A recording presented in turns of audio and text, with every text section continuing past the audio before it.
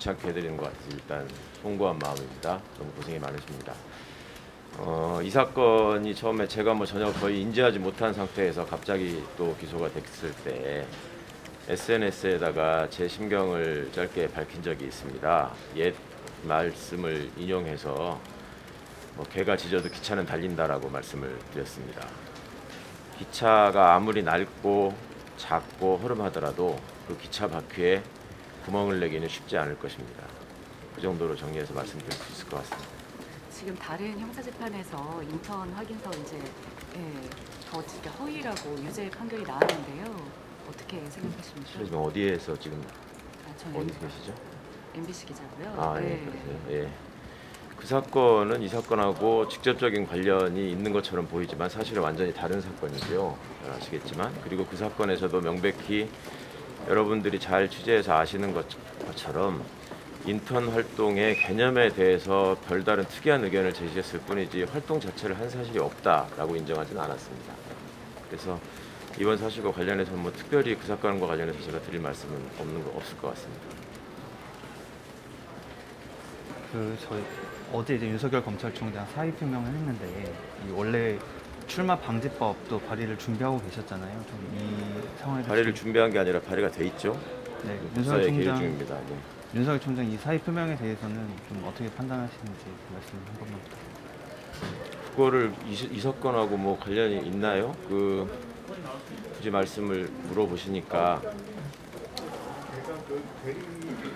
우리나라의 불행한 현대사 때문에 국민으로부터 위임받은 수사권을 검찰이 행사하게 되었죠.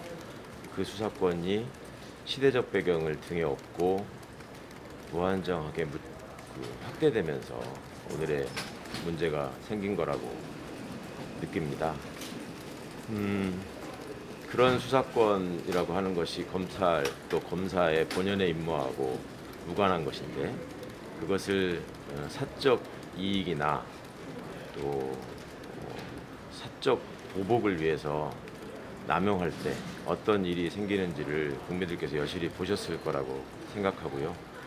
그러한 결과로 또 검찰 개혁에 관한 국민의 열망이 더더욱 불타오르지 않았나 생각합니다.